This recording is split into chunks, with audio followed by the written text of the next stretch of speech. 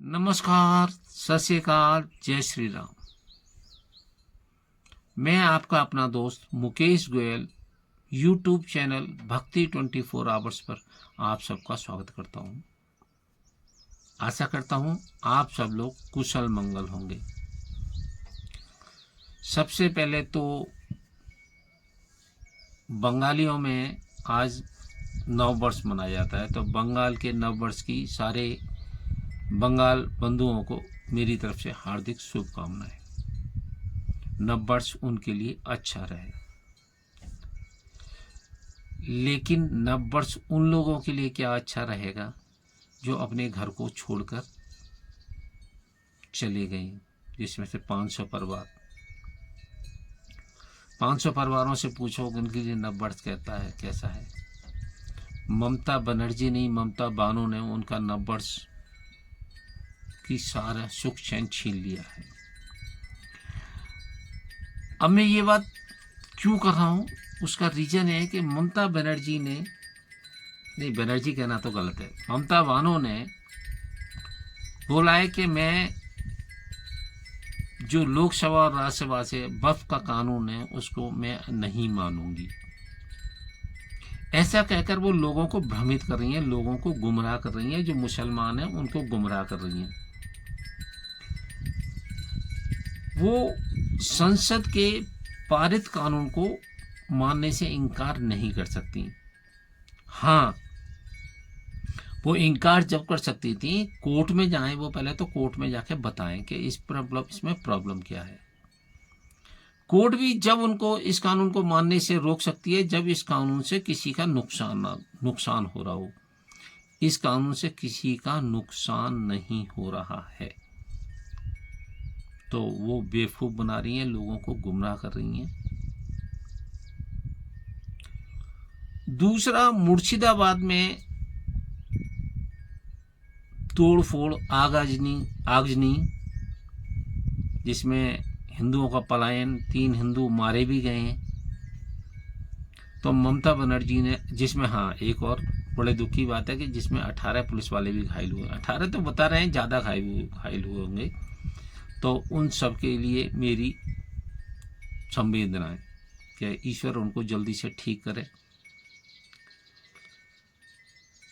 लेकिन ममता बनर्जी ने ये पुलिस के हाथ बांधकर बहुत गलत किया।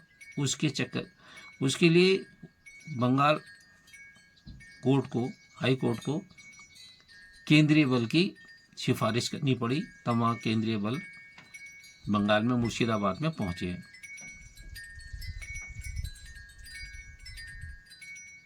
उससे हो क्या रहा है कि ममता बनर्जी यानी ममता बानो की इमेज अब बहुत खराब होती जा रही है। पुलिस वालों में भी खराब हो रही है और पब्लिकली तो खराब हो ही रही है। अभी तक शायद मुझे लगता है 150 गिरफ्तारियां हो चुकी हैं। उनको जब पिटाई होगी, डंडे पड़ेंगे, तब उनसे पूछा जाएगा किसके कहने पे आप लोगों ने ये काम किए, तो वो सारी चीज़ें खुल के आएंगी। लेकिन मेरे हिसाब से पुलिस में अब रोष आने लगा है। पब्लिक तो पीटेगी, पता नहीं क्या पता पुलिस ही पीटने लग जाए, क्योंकि ममता बानो ने ये तो पब्लिकली बोली दिया कि मैं इस कानून को नहीं मानूंगी, लेकिन उन्होंने अपने कुछ जो गद्दार हैं, जो देश के गद्दार हैं, उनको साथ में लेकर ये बोला है कि आप लोग घेराव करो, पथराव करो, कलकत्ता को घेरो, आगजनी करो, लूटपाट करो, हत्याएं करो, बहन बेटियों की इज्जत लूटो, तो वो उनके लिए बहुत घातक सिद्ध होने वाला है। दूसरा, राहुल गांधी तो अब उनके बारे में क्या कहें, वो तो एक कमाल हैं, जेब से संविधान निकालते हैं और हिलाते हैं। अब लोकसभा में ना तो वो बोले, ना उनकी बहन बोली, राज्यसभा में उनकी माँ भी नहीं बोली, और बिल पारित हो गया। फिर वो कहते हैं मुझे भूलने नहीं दिया जाता। अभी पता नहीं कहाँ घूम रहे हैं, गायब हो गए हैं। उनके नेता जो उनके नेता, इसलिए कह रहा हूं कि उनके एक नेता हैं, उन्होंने बोला 60 मिनट हमको दे दो। भैया आप तो 60 मिनट मांग रहे हो। अगर हिंदू जागृत हो गया, और हो रहा है, हिंदू अब जागृत हो रहा है, क्योंकि किसी लकड़ी को जब तक तुम जितनी टेढ़ी करते हो ना, फिर वो जब टूटने के कगार पे आती है तो उससे फिर उसको कुछ करना पड़ता है। तो हिंदू अब, क्योंकि सहने की शक्ति अब खत्म होती जा रही है, सहने की शक्ति अब खत्म होती जा रही है, तो अब वो उग्र होंगे। तो आप तो 60 मिनट मांग रहे हो, क्या पता 15 मिनट में ही आपका काम तमाम हो जाए।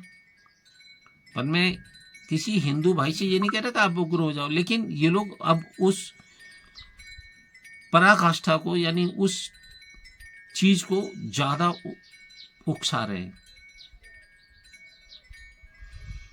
तो एक नेता हैं, वो ये कह रहे हैं कि मैं संविधान को नहीं मानता, शरीयत मेरे लिए पहले है, संविधान बाद में।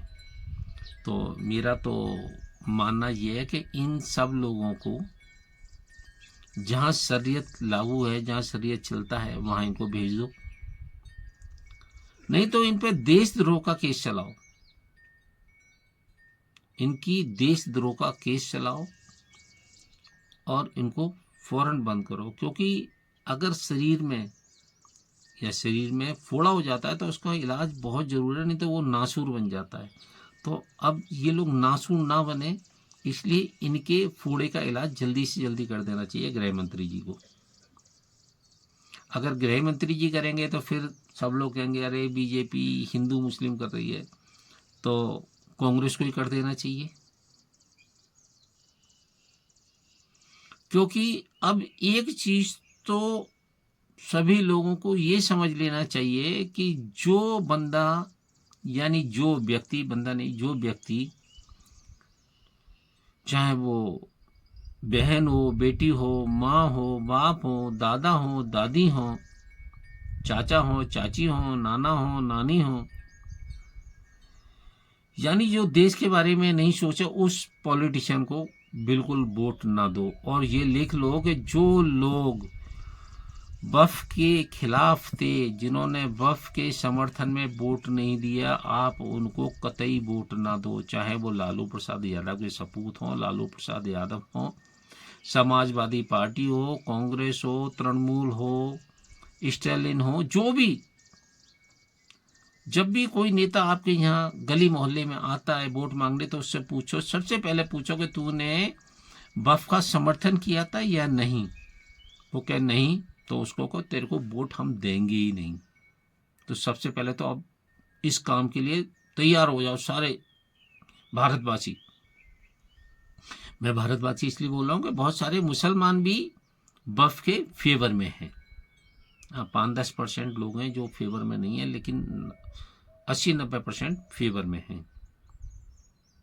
और फेवर में वो लोग नहीं है जो रोहिंग्या हैं, जो बाहर से बांग्लादेश से भाग के आए ना, वो लोग फेवर में नहीं है। नहीं तो पसमंदा हो गए, या जो गरीब मुसलमान हैं, गरीब मुसलमानों में बहन बेटियां हैं, वो सब फेवर में हैं। आशा करता हूं ये मेरी कड़वी बात आपको पसंद आई हो। एक मेरी हाथ जोड़कर रिक्वेस्ट है आप सब लोगों से कि मेरे वीडियो को ज़्यादा से ज़्यादा लाइक करें, शेयर करें और मेरे चैनल को सब्सक्राइब करें।